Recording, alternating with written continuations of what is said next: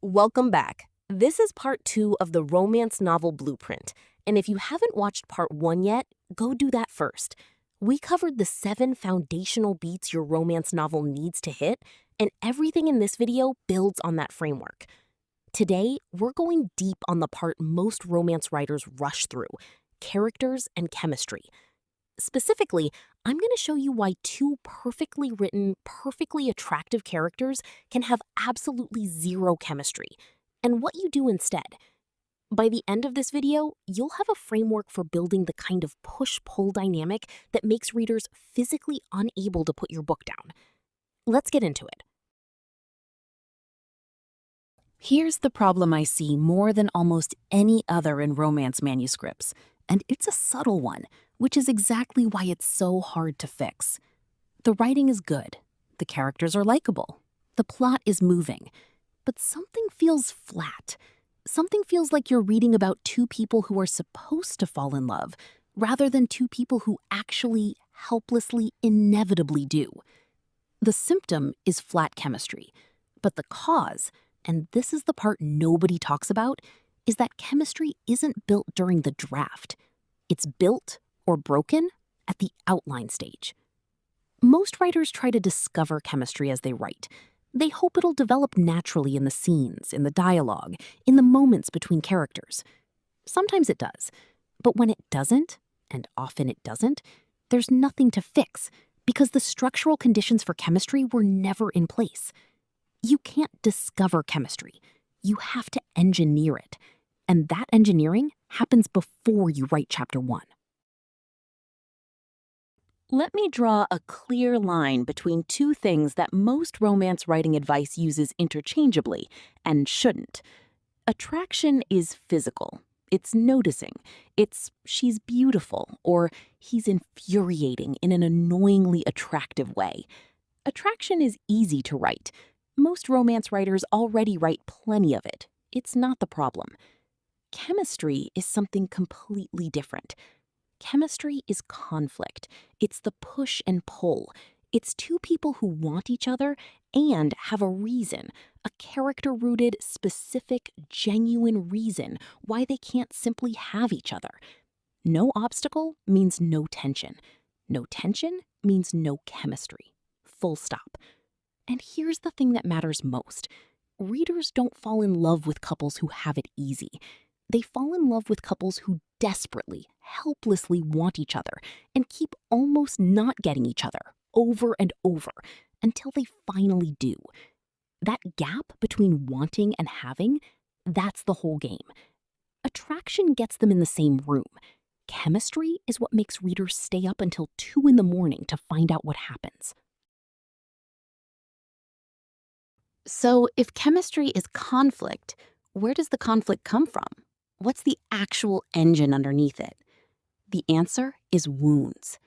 Every great romance protagonist has a wound, something that happened in their past, in their family, in a previous relationship that created a belief about themselves or about love that is now getting in the way. Not backstory for backstory's sake, a wound that actively shapes every decision they make in your story. Here's how it works in practice. She believes she's too much for people. He's someone who never asks her to be less. That's not just attraction, that's chemistry, because he presses directly on her wound without even trying to. He's decided love is a liability. She makes the math feel worth it anyway. That's chemistry, because she represents exactly what he's been most afraid of. She built her entire identity around being self-sufficient. He's someone who makes her want to ask for help. Chemistry, because every scene between them is a quiet war between who she's decided to be and what she actually wants. Now, here's the part most writers miss, and it's critical. Both characters need wounds, not just your protagonist. Your love interest has their own fear, their own belief, their own reason they're holding back. When 2 wounded people let each other in anyway, that's a romance novel.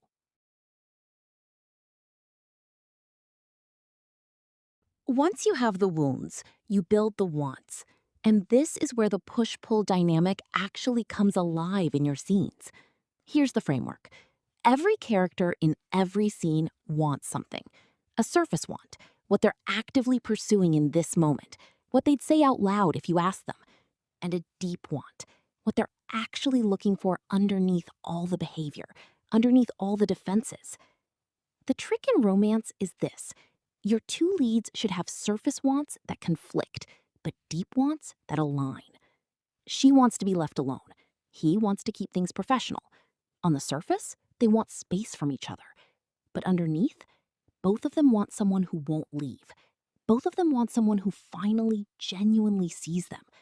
Both of them want someone to come home to. That gap between what they're claiming to want and what they actually need is where every charged scene lives. That's where every piece of banter that's really a conversation about something else comes from. That's where every almost kiss, every argument that runs hotter than it should, every moment of accidental vulnerability comes from.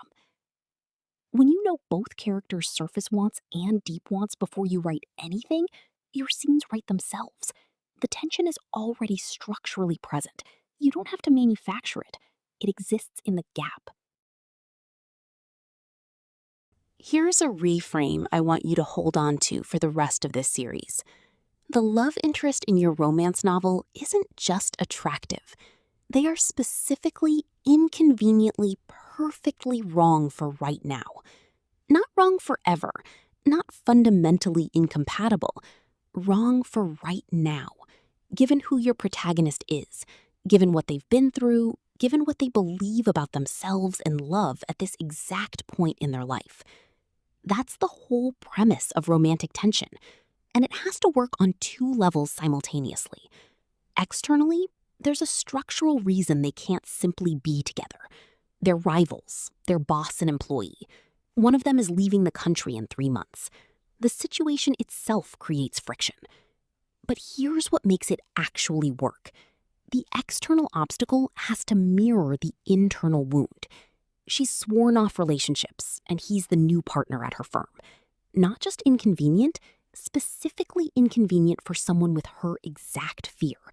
The outside matches the inside. And the obstacle has to be rooted in character, not coincidence. They can't be together because of who they are, not because of a contrived misunderstanding or a third party stirring up drama. Character-based obstacles feel real. Contrived obstacles feel manipulated. The worse the timing, the better the chemistry. That's not a coincidence. It's the whole mechanism.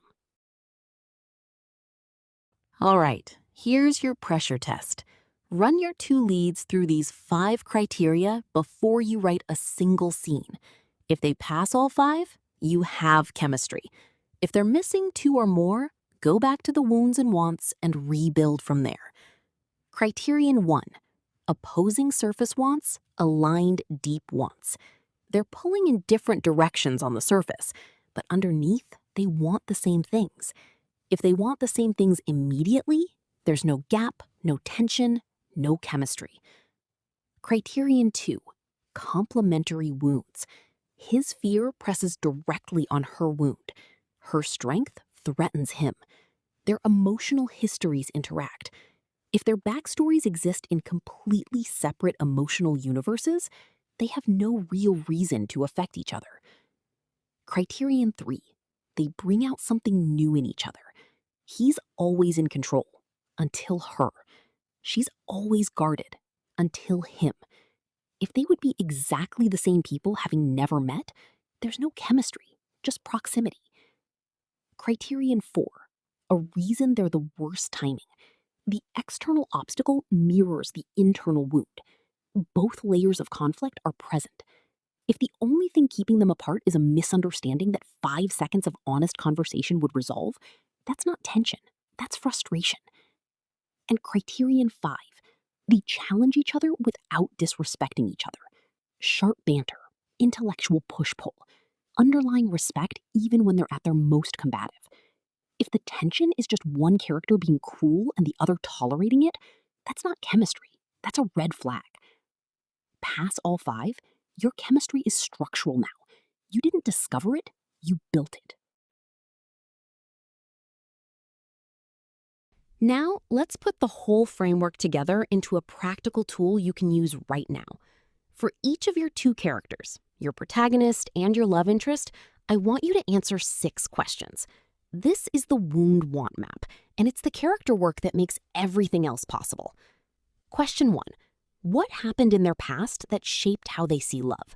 Not their whole backstory, just the specific thing that created the belief they carry into this story. Question 2. What do they believe about themselves as a result of that?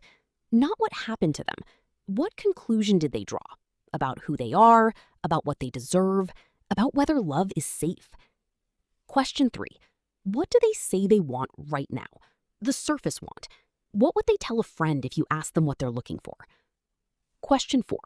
What do they actually need underneath that? The deep want. The thing they'd never say out loud. The thing they deny wanting if you named it. Question 5. What does the love interest represent to them? Specifically, what fear do they trigger? Not in a toxic way, in a this person is going to make me grow whether I want to or not way. And question 6. What would they have to risk to let this person in? What's the cost of being loved by this specific person? What would they have to give up or admit or stop pretending? 12 questions total, 6 per character. Your answers are your chemistry map. Everything else, every scene, every beat of tension, every near miss flows from this. Here's your action step for part 2. And again, do this before you watch part 3. The work compounds. Open your document. For each of your 2 leads, answer these 4 questions. 1. What is each character's wound, and how does the other person press on it? You don't need a paragraph, 1 sentence each. 2. What does each character say they want, and what do they actually need? Again, 1 sentence for the surface want, 1 for the deep want. 4 sentences total between the 2 of them. 3. What is the external reason they can't simply be together right now? 1 sentence. This is your trope premise, essentially, the structural obstacle. And 4. What would they have to become to deserve each other? This one might take a minute, because the answer is your character arc, both of them. What growth does this story require? That's 8 sentences, 4 questions, 2 characters each. When you're done, you have more than a character sketch. You have a chemistry blueprint. The push-pull is already built into your leads before you've written a single scene. Go do it. I'll see you in part 3. That's part 2. You now know the difference between attraction and chemistry, and why most romance writers have plenty of one and not enough of the other. You have the wound framework, the surface want, deep want engine, the 5-point chemistry checklist, and a complete character blueprint you can fill in before you write chapter 1. In part 3, we're mapping the actual structure of your story, acts 1 and 2. I'm going to show you how to plot tension that genuinely escalates instead of repeating, what the 4 turning points of Act 2 are, and this is the one most writers get completely wrong, the midpoint. What it is, what it does, and exactly what needs to happen there. If you want the worksheets that go with this, the character deep dive template, the chemistry and attraction tracker, and the full 75-page trope guide, those are inside the Outline Your Romance Novel in 7 Days toolkit. $19.99, one-time purchase, lifetime access. Link is in the description. Subscribe for part 3, and drop your character's wound in the comments. Even just 1 sentence. It'll help you clarify it, and I genuinely love reading them.